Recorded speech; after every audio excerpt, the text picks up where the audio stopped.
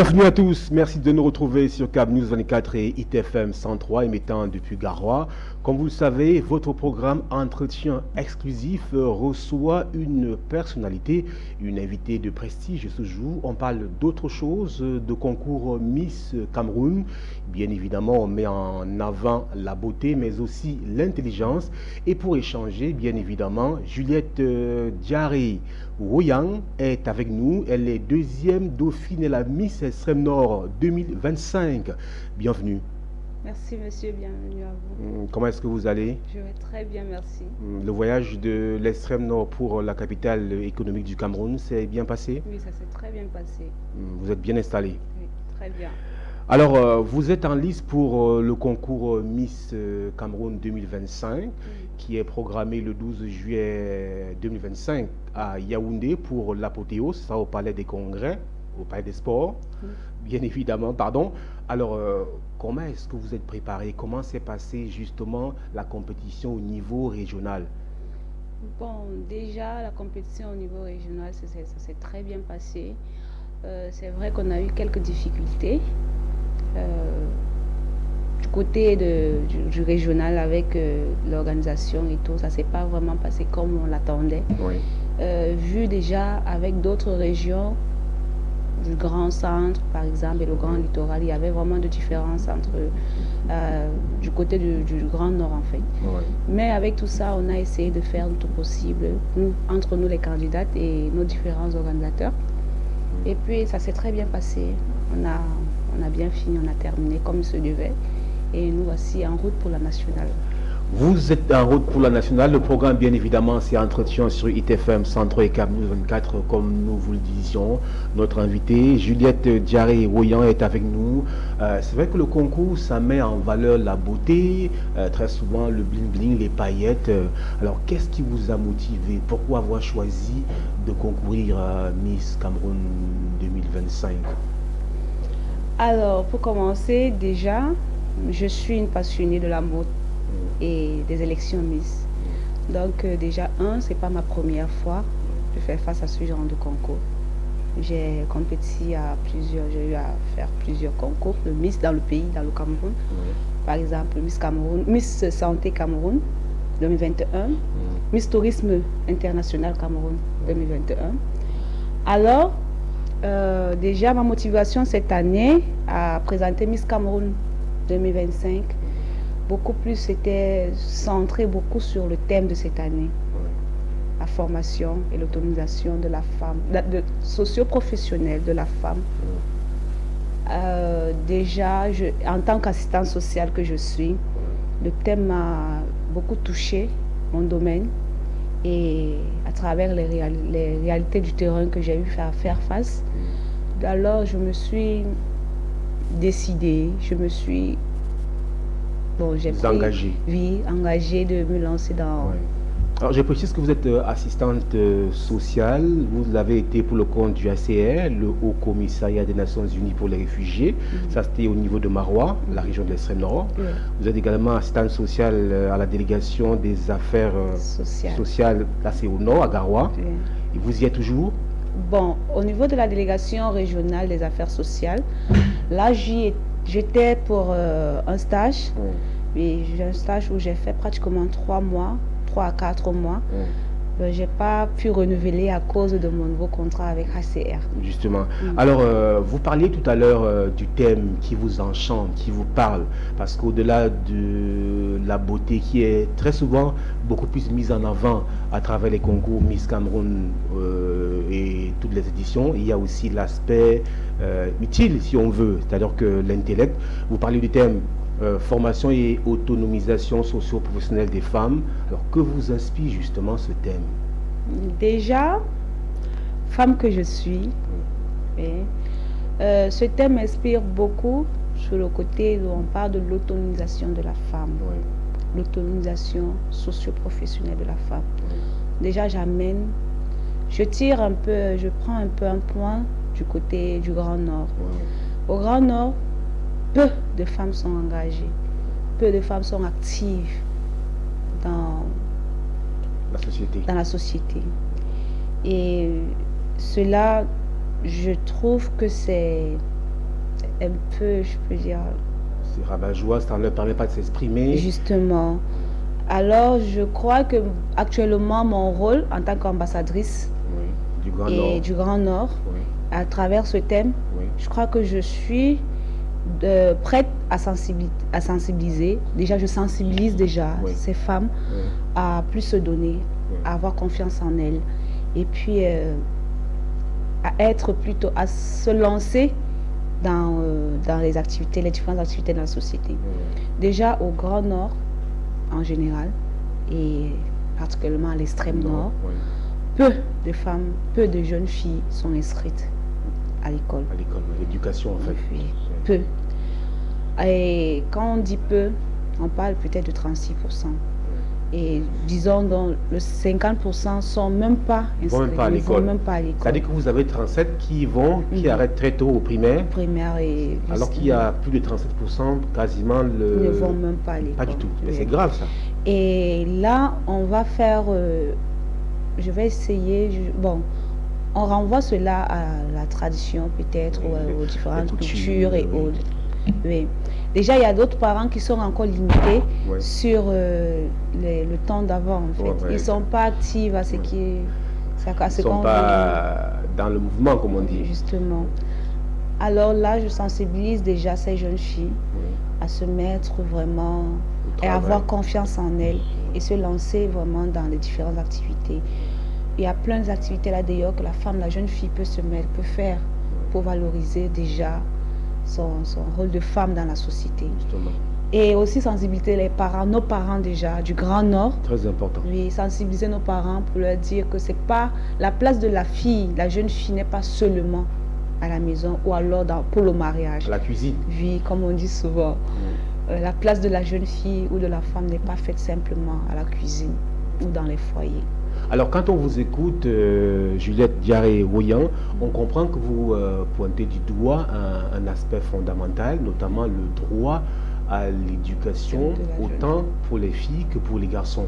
Et c'est fondamental. Vous estimez que pour construire une société forte, il faudrait que les filles aussi ou les femmes aillent à l'école. Justement. Oui, déjà, ce côté, je tiens vraiment à cela. C'est pourquoi c'est pourquoi je sensibilise beaucoup plus les parents. Parce que si déjà ces parents n'arrivent pas à comprendre cet aspect, je ne pense pas que ça sera difficile. Oui, justement. Et à travers mes différents descentes sur le terrain, lors de mon stage dans les différentes délégations des affaires sociales, on a eu tellement de cas où des jeunes filles qui venaient se plaindre pour dire qu'ils n'étaient pas, les parents n'arrivaient pas à les inscrire à l'école, on les envoyait dans les mariages forcés et consorts. Donc du coup, moi je trouve que nous sommes plus touchés du côté du Grand Nord. Du Grand Nord, oui. Oui, nous sommes vraiment touchés du côté du Grand Nord. Il y a des images qui parlent aussi. On a le sentiment que dans le Grand Nord, par exemple, dans une famille de 7 enfants, si vous avez 5 garçons et 2 filles, on préfère envoyer peut-être les 5 garçons à l'école et garder les 2 filles à la maison pour accompagner maman au champ, à la cuisine et tout cela. Justement. Donc vous voulez inverser la courbe pour qu'aujourd'hui les jeunes filles aient aussi droit à l'éducation. Justement. C'est un bon cheval de bataille pour vous. Là, monsieur, si vous nous rejoignez seulement maintenant, le programme c'est Entretien sur CAB 24 et ITFM 103 émettant depuis Garoua. Le programme est spécial. Nous accordons la tribune à la deuxième dauphine de Miss Extrême Nord 2025 qui est en route pour le sacre prévu le 12 juillet 2025 à Yaoundé. Ce sera au Palais des Sports. Alors, on revient à vous. Revenons maintenant à l'événement lui-même, le concours, parce qu'en fait, c'est l'épine dorsale de ce programme. Comment vous sentez-vous par rapport au challenge qui vous attend? Est-ce que vous êtes préparé? C'est vrai que vous êtes parti du Grand Nord. Votre préparation est quand même intense. Vous partez du Grand Nord, vous êtes dans le littoral. C'est pourquoi? Pour vous acclimater? Qu'est-ce qui se passe? Déjà, bon... Vous déstresser un peu en attendant l'événement? Justement, pas vraiment juste me déstresser, mais c'est aussi... essayer d'être en contact avec ma population et ma population du côté du littoral. Déjà, je suis tout pourri. Donc, je pense que j'ai tellement de population de ce côté. En fait, il s'agit de... Vous allez vers les vôtres qui sont ici. C'est une opportunité qui me donne de préciser que la communauté du Grand Nord est forte du côté du littoral, la CGN, qui est dirigée par le superviseur général Dr Mohamedou Bayo Fadil. Et bien évidemment, les Tupouï ont une part importante dans cette grande communauté. Donc vous venez justement communier avec les vôtres pour qu'ils puissent vous apporter leur soutien, mais au-delà des Tupouï, vous voulez communiquer avec tout l'ensemble du Grand Nord, chrétiens, musulmans, Tupouï. Il y a les Peuls aussi, les Mafa, les Moufou, les Giziga, les Kapsiki, et puis tout ça, les Moufou aussi. Voilà. Ok, et comment ça se passe? Est-ce que vous avez rencontré les vôtres? Est-ce que vous avez obtenu leur bénédiction, des conseils? Justement, je continue, j'ai rencontré certaines et je continue jusqu'à présent de les rencontrer. Déjà, ils sont tout le monde, ils sont vraiment avec nous. Déjà, nous les Tupouï, nous sommes d'abord solitaires entre nous. Fan Club Juliette Diarry, c'est parti pour 2025 à Yaoundé. Justement. Alors quel est le message quand vous les rencontrez? Est-ce que vous essayez aussi de passer le même message de sensibilisation? Parce que même ici dans le littoral, c'est pas évident aussi. Est-ce que le message est le même? Justement, le message est le même. Pour moi, le message est le même partout. Il n'y a pas d'exception. Le message est le même partout. Et alors, je tiens à préciser que le fait de rencontrer mes proches ici du côté du littoral m'amène aussi à sensibiliser mes jeunes sœurs Tupouï de ne pas seulement se laisser faire par le ménage, le mariage et tout, mais pourquoi pas se présenter aussi comme moi en tant que Miss de compétit aussi dans des différents concours de beauté. Et pas seulement ça, il y a plusieurs activités dans la société que la femme Tupouï est appelée à faire. Déjà, je suis fière pour certaines de mes sœurs Tupouï qui sont déjà des femmes actives dans la société. Nous prenons l'exemple de Marie Graubet, la mannequin internationale.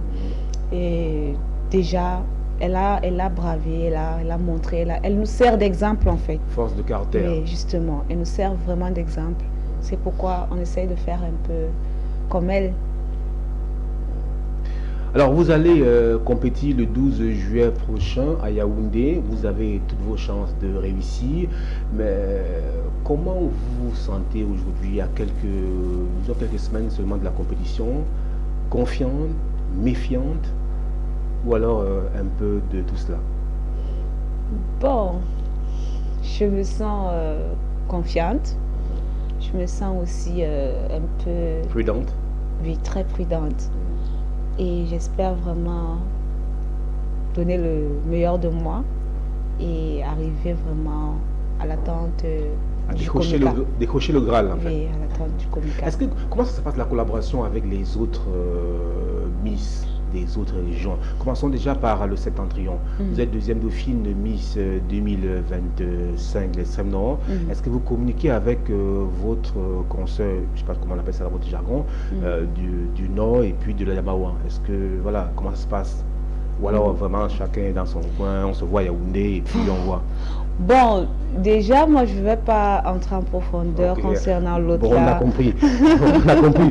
Alors, ce qui vous intéresse ici, c'est de savoir dans quel état d'esprit est-ce que vous vous trouvez par rapport au concours du 12 juillet. Alors, tout à l'heure, en off, vous me parliez justement d'un projet qui vous tient à cœur après avoir passé plusieurs années comme assistante sociale au SCA et puis bien évidemment à Gawa.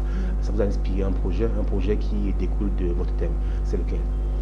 Alors, déjà, le thème de cette année pour cette compétition, la formation et l'autonomisation socio-professionnelle de la femme. Cela m'inspire j'ai fait une mise en pied d'un thème, d'un projet, pardon. Donc pour moi, mon projet est celui la création d'un centre d'écoute, de formation, de suivi socio-professionnel de la femme. Ceci m'amène beaucoup plus...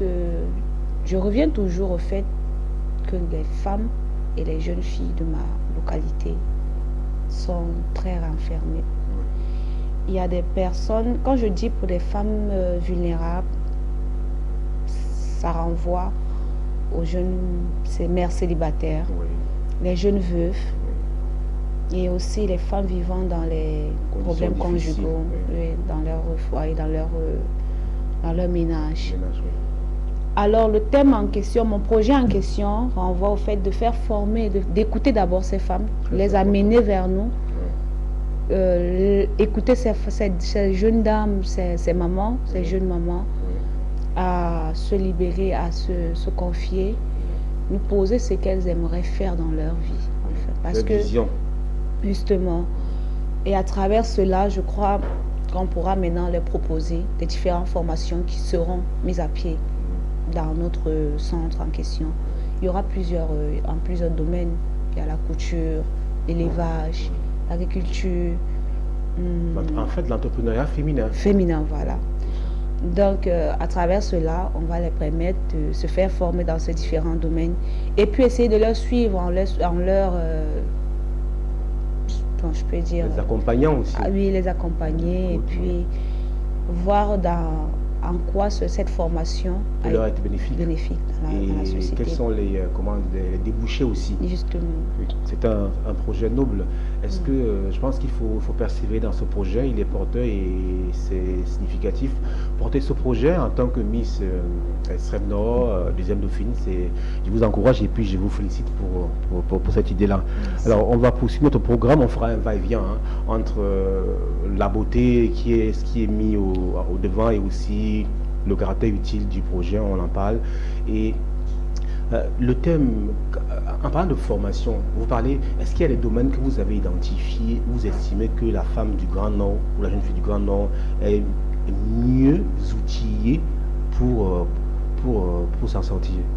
Par rapport au contexte, par exemple, je pense que les femmes du Grand Nord, par exemple, savent tisser, je pense, justement, c'est plus facile.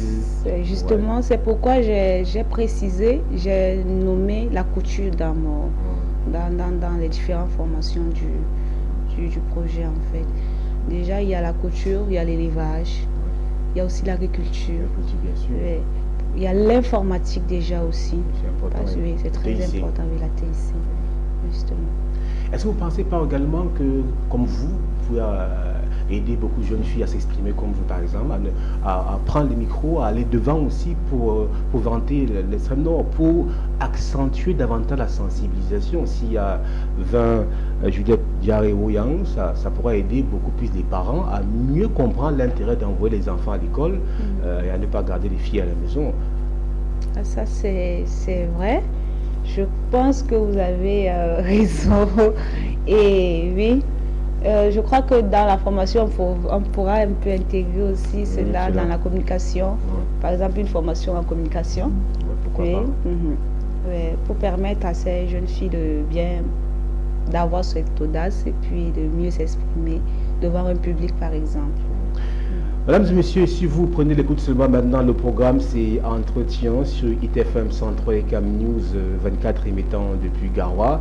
Notre invitée, Juliette Diaré-Woyang, est avec nous. Elle est deuxième dauphine de Miss Extrême Nord 2025. Elle est bien évidemment en course pour le Saint Graal prévu le 12 juillet 2025 au Palais des Sports de Yaoundé. Alors, on va bientôt sortir de ce programme.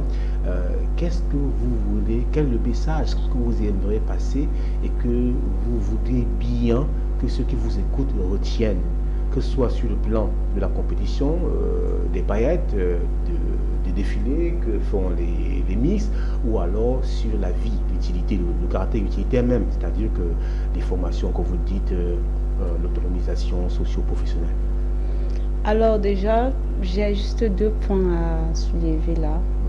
Bon, j'encourage, je demande aux femmes que nous sommes, de ne pas être juste consommatrices, mais être plutôt un complément dans la société.